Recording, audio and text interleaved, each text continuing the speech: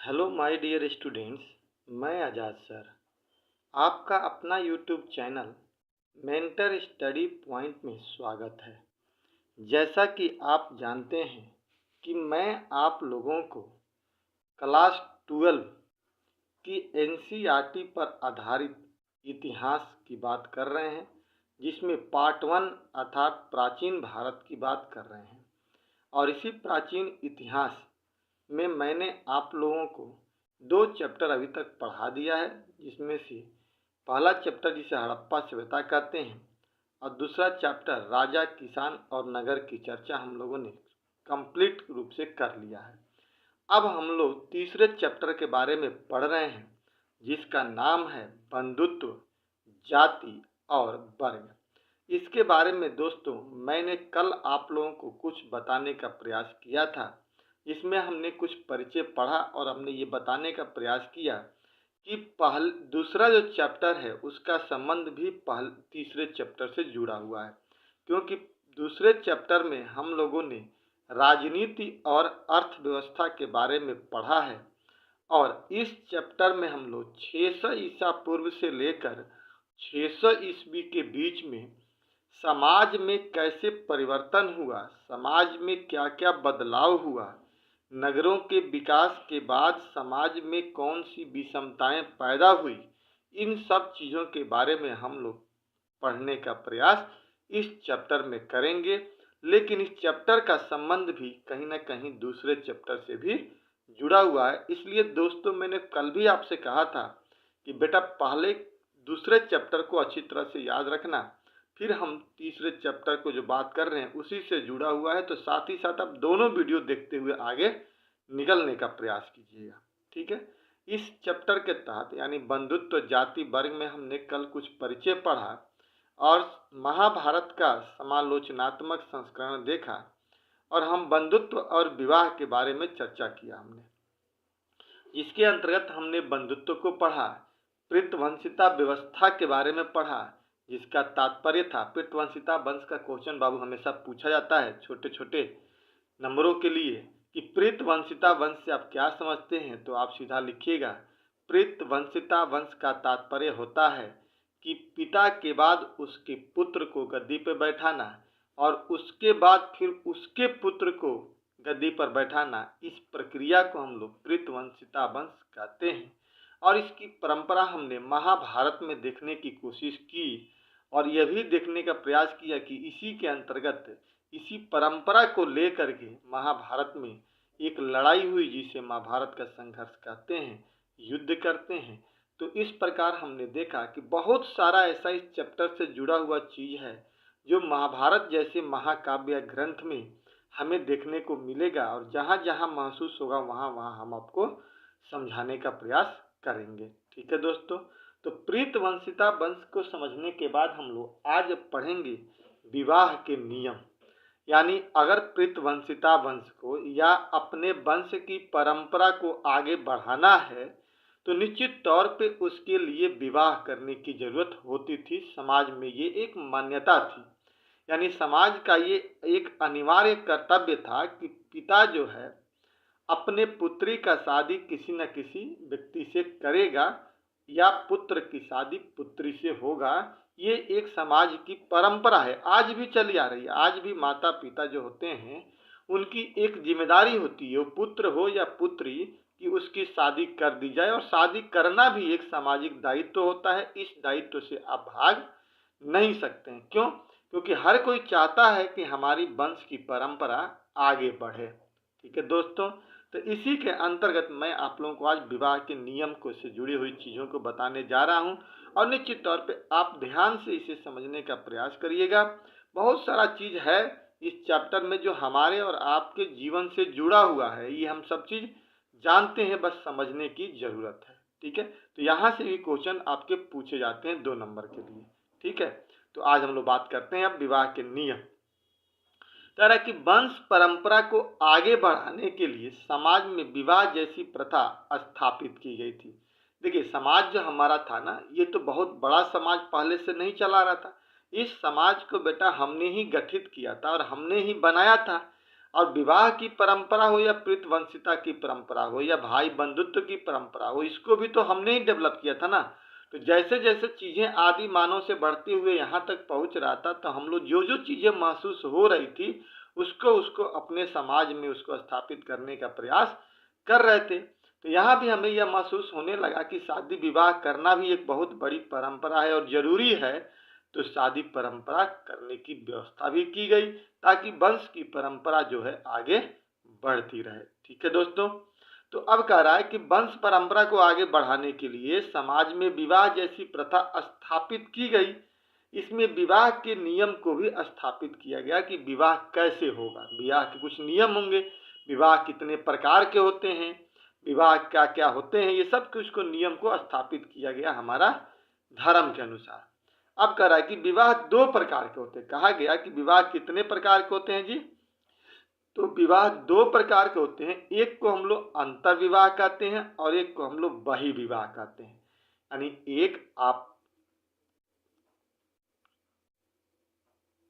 एक विवाह जिसको हम लोग अंतर विवाह हमने कहा, एक बहि विवाह यानी एक विवाह जो आपसी समूह में ही कर दिया गया, एक ही जगह में कर दिया गया, उसको हमने आंतरिक विवाह कहा। और उस समूह से बाहर निकल करके हमने कहीं बाहर विवाह किया तो उसे हमने बहि विवाह किया। बात समझ में आ गई?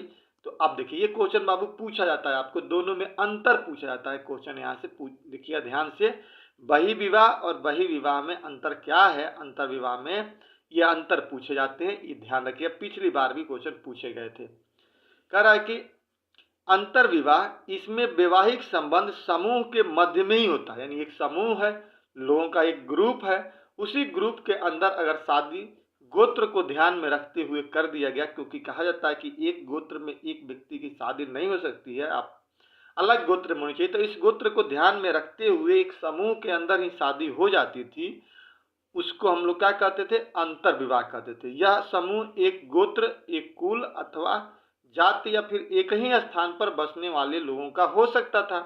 यानी सब आपसी एक ही जगह होते थे, इसी को हम लोग अंतर विवाह कहते थे, यानी आपसी विवाह कहते थे। एक हो गया बहि विवाह, यानी गोत्र से बाहर करने वाली प्रक्रिया को हम लोग बहि विवाह कहते थे। जैसे आज भी ये परंपरा, आज भी हम एक गोत्र में शादी नहीं करते हैं, इसको हम लोग बहि विवाह कहते हैं, यानी बाहरी विवाह कहते हैं। ठीक है दोस्तों, तो ये दोनों में अंतर लिख लीजिएगा कि एक समूह, एक गोत्र अथवा एक ही जाति या फिर एक ही स्थान पर बसने वालों के साथ जो विवाह होता था उसे हम अंतर विवाह कहते थे, जबकि गोत्र से बाहर विवाह करने की प्रथा को हम लोग बहिर्विवाह कहते थे।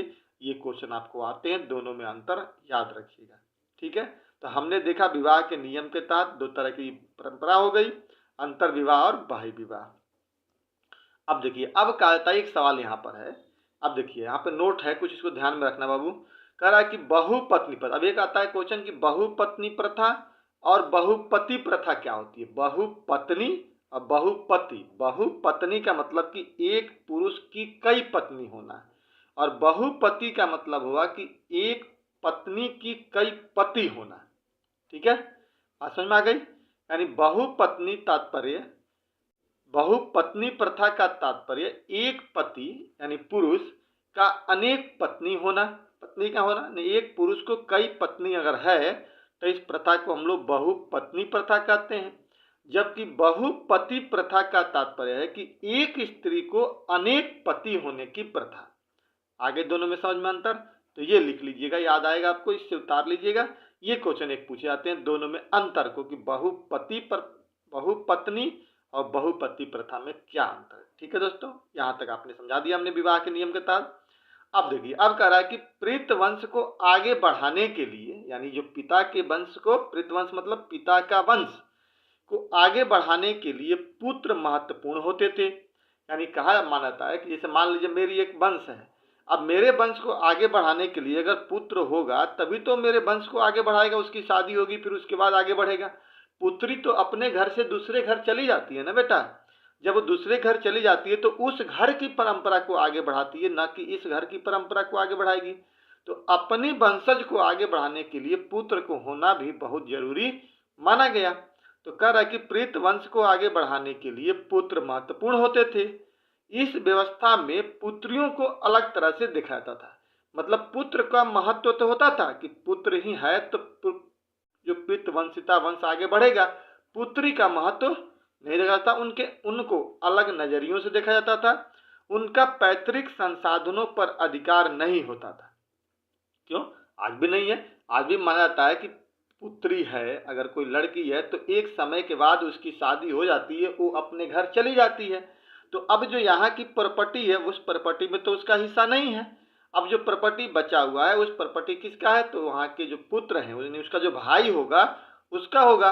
तो वही कह रहा है कि उनका पैतृक यानी पिता के संसाधनों पर अधिकार नहीं होता था। किनका? पुत्री का। ठीक है जी।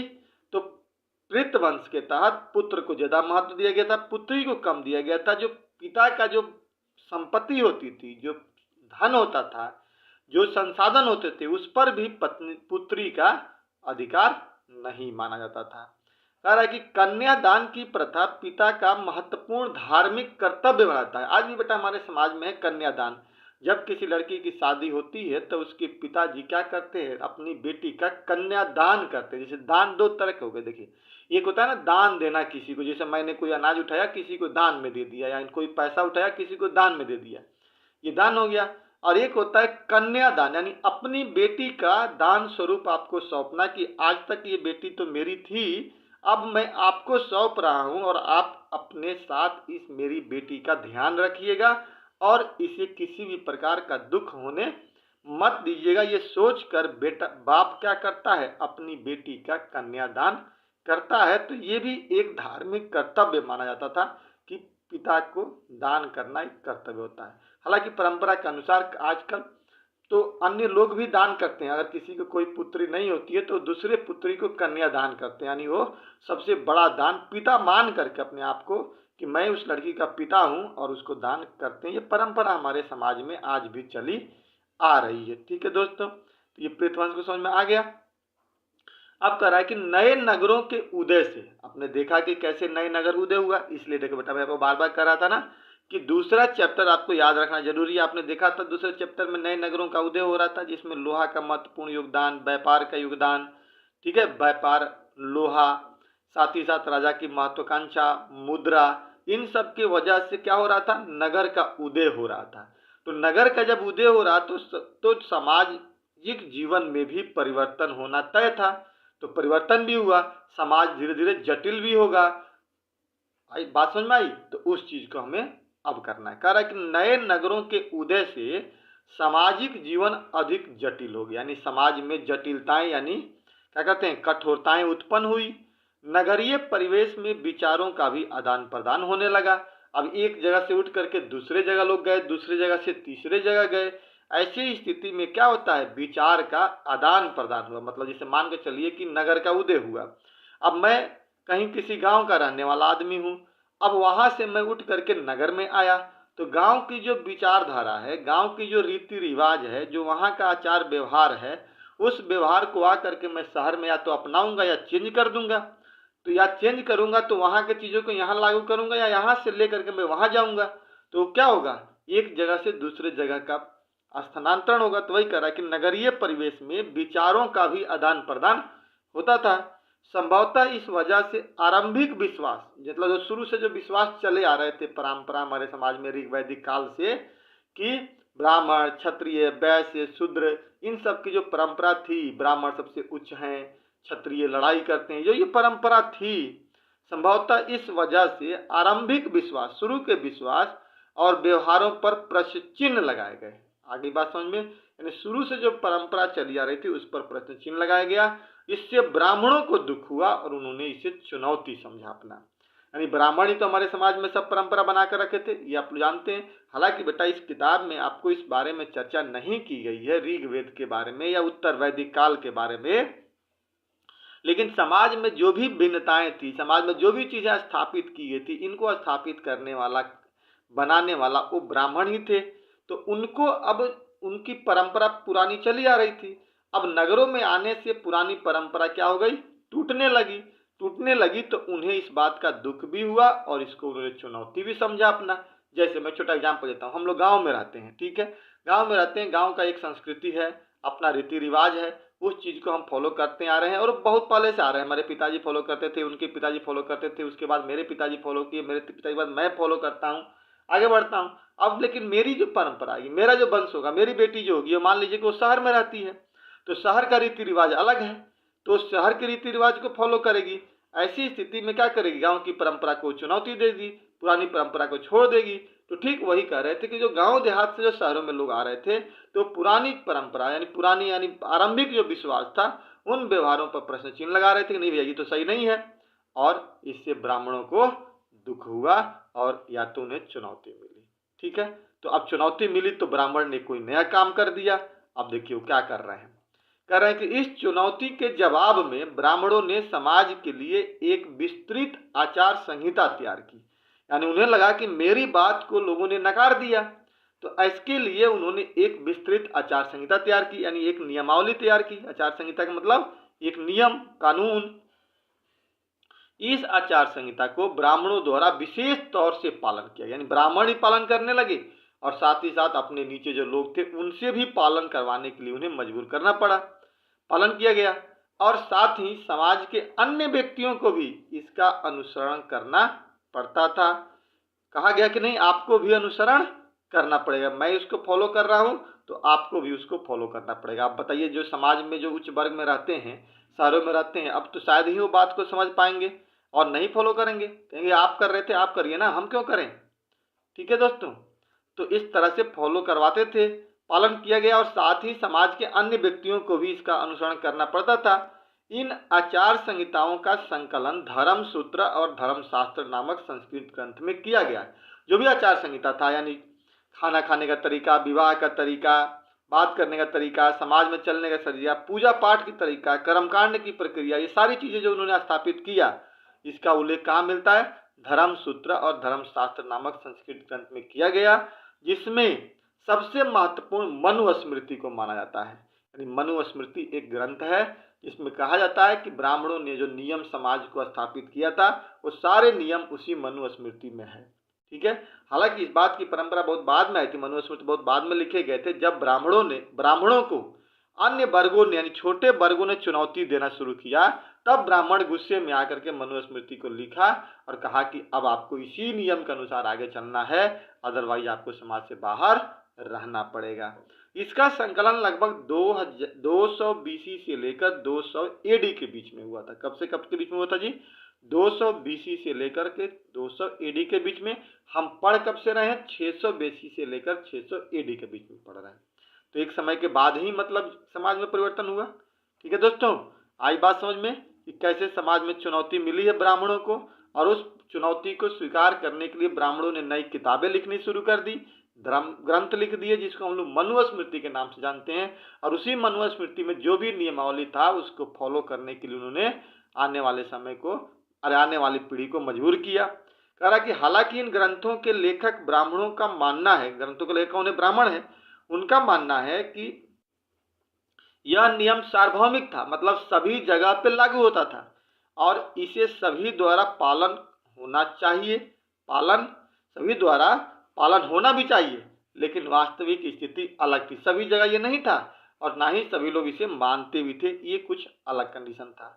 वहीं दूसरी तरफ क्षेत्रीय विषमता, मतलब क्षेत्रीय का मतलब होता है अलग अलग एरिया, तो क्षेत्रीय विषमता और संचार माध्यम की बाधाओं की वजह से, तो क्षेत्रीय विषमता का मतलब होता है कि क्षेत्रीय आधार पर, लोकल एरिया के आधार पर भेदभाव यानी विभिन्नता मतलब अलग अलग होना, और संचार व्यवस्था की बाधा मतलब सभी जगह पे संचार का नहीं पहुंचना, वजह से ब्राह्मणों का प्रभाव सार्वभौमिक नहीं था।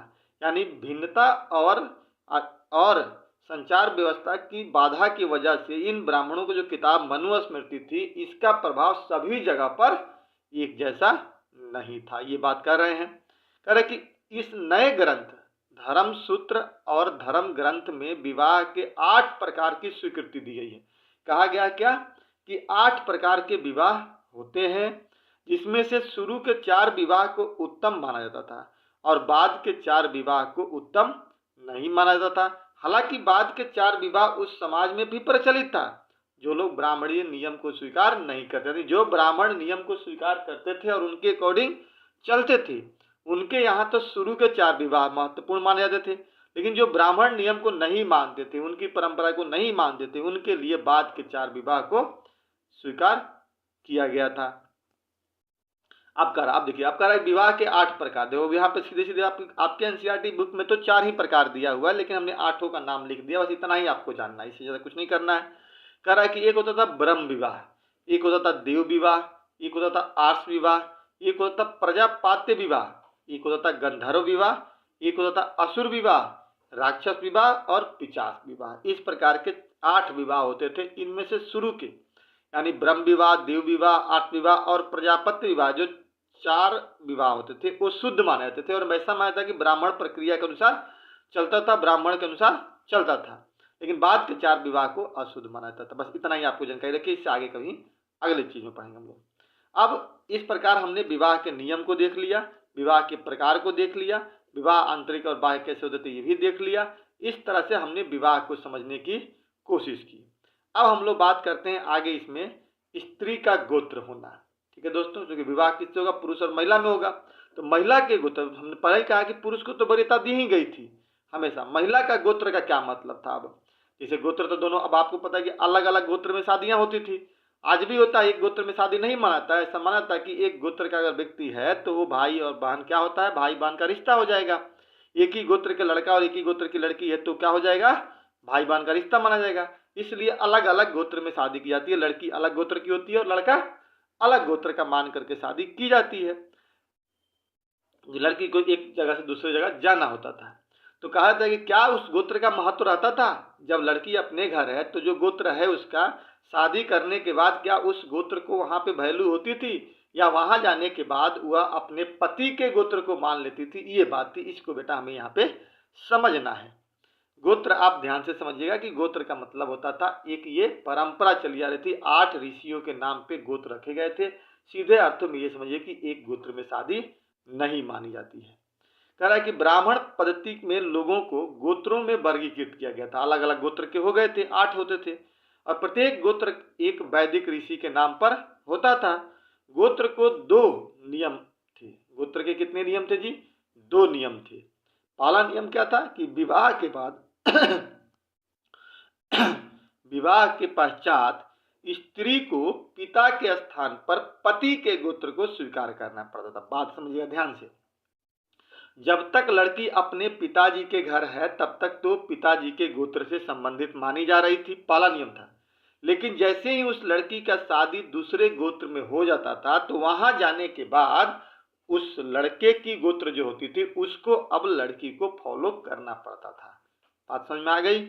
वहीं दूसरा करा कि एक ही गोत्र के सदस्य आपस में विवाह नहीं कर सकते थे। हमने बताया था ना पहले कि एक गोत्र के सदस्य आपस में विवाह नहीं करते हैं। क्यों? क्योंकि ऐसा माना जाता है कि एक ही गोत्र में होने के बाद ये किसी न किसी रिश्ते में, लंबे समय से पीछे देखा जाए तो एक ही रिश्ते के हैं, एक ही गोत्र के हैं, तो भाई बहन का रिश्ता मान लिया था। तो इस तरह से इस गोत्र की क्या थी? 2 नियम महत्वपूर्ण थे। पहला, विवाह के पश्चात जो स्त्री होगी वह पिता के स्थान पर पति के गोत्र को स्वीकार कर लेगी और एक गोत्र में एक सदस्य आपस में विवाह नहीं करेंगे, जो आज भी परंपरा बनी हुई है। आज भी जब लड़की जाती है तो देखिएगा अपने पति के वंशज को, परंपरा को स्वीकार कर लेती। जैसे आपने देखा है कि एग्जाम्पल तो मैं ऐश्वर्या राय है, ठीक, लेकिन जब शादी हुई उनको बच्चन परिवार में तो अब क्या लिखती हैं? ऐश्वर्या राय बच्चन लिखती हैं अपने आप को, यानी वहां की परंपरा को स्वीकार कर रही है। ठीक है दोस्तों, अब चलिए, अब आप बात समझिएगा। कह रहा है कि 600 बीसी से 600 एडी के बीच स्त्रियों और पुरुषों के लिए बना यह गोत्र का नियम क्या वास्तव में समाज में सभी वर्गों एवं वर्णों में प्रचलित था? पूछ रहा है कि जो यह 600 से लेकर 600 बीसी के बीच में जो नियम बना, क्या वास्तव में समाज में सबके लिए परंपरा थी? क्या सभी लोग इस बात को मानते थे? शायद सभी लोग नहीं मानते थे, कहीं ना कहीं शक की दायरा थी, इसीलिए सवाल उठ रहा था। वर्गों में प्रचलित था। इसके लिए हम कुछ स्त्री और पुरुषों के नाम का विश्लेषण करने पर हम पाते हैं कि बहुत हद तक यह गोत्र की प्रथा प्रचलित नहीं थी। यानी कह तो दिया गया कि लड़की अपने पति के घर जाने के बाद पति के गोत्र को स्वीकार कर लेगी, लेकिन ऐसा हम बहुत हद तक नहीं देखते हैं। कुछ हद तक तो सही था, कुछ लिमिट तक ये चला था, ब्राह्मणों की जहाँ तक पहुँच थी वहाँ तक ये चला, लेकिन सभी जगह इसकी बात नहीं थी, क्योंकि कुछ ऐसे प्रमाण मिलते हैं जहाँ पे राजा जो हुए तो नियम के अनुसार राजा के नाम के बाद उस रानी का नाम होना चाहिए, क्योंकि लड़की उसके घर जा रही है।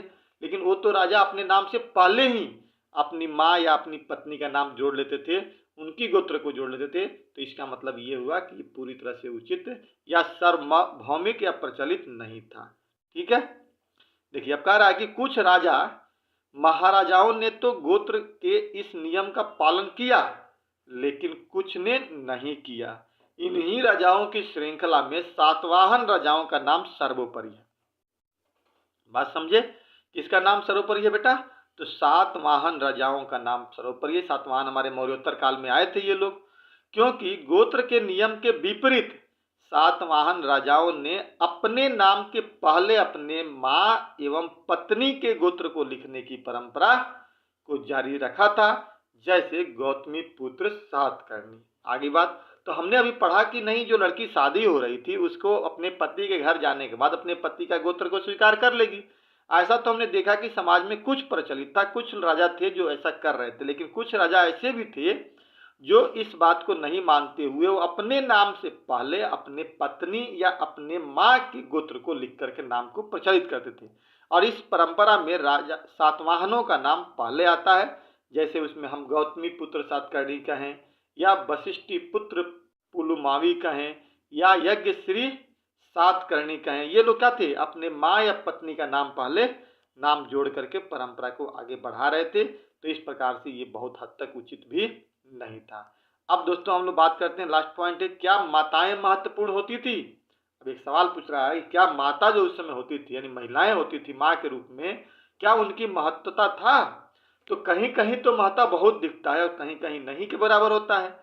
इसकी महत्ता हम सातवाहनों में देखते हैं, क्योंकि सातवाहन अपने नाम के पहले अपनी माँ के नाम लिखने की परंपरा शुरू करते हैं।